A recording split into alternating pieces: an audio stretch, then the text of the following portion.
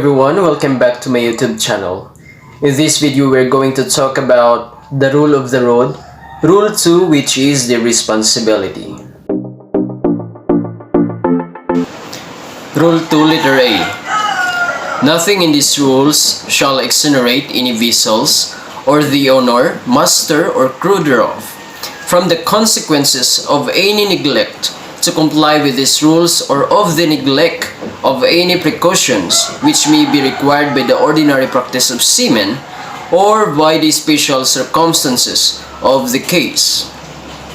Essentially, these rules is saying is that anybody acting in an official capacity with regard to the vessels and the vessel's safety will be held responsible, including the owner, the master, and the crew of the vessel if there's a collision or an incident happen.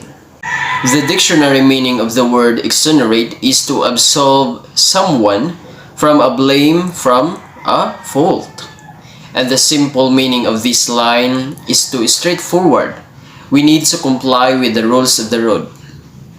In case of an accident that was the result of someone not following the rules of the road, there could be absolutely no excuses. But there is something more that this line of the Rule 2 implies.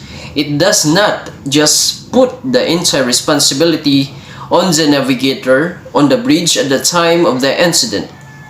It involves the vessels, the ship owner, the master, and the crew of the ship. Example, the ship owner cannot have the defense in a collision incident that involves navigator of his ship not following the rules. It is also the general responsibility of the ship owner to ensure that the ship crew follows the rules of the road.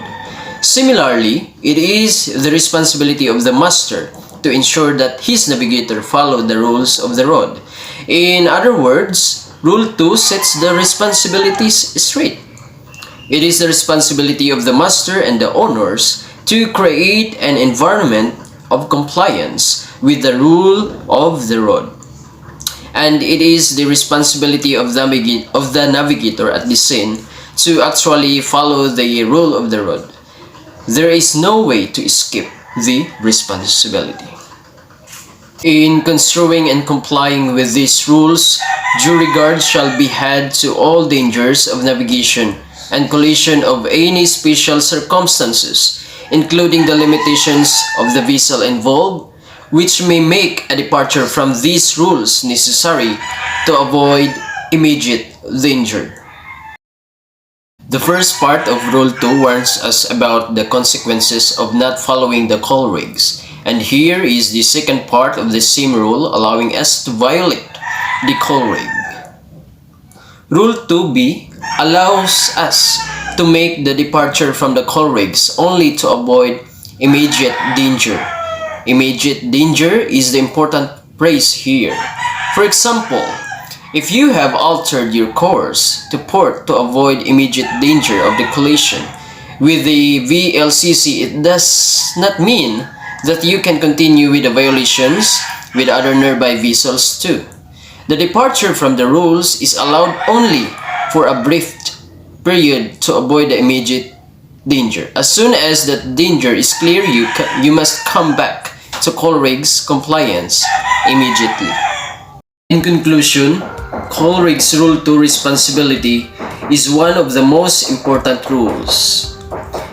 It sets the seriousness of the COLREGS compliance and warns about the consequences for non-compliance. There is no way to escape the responsibility.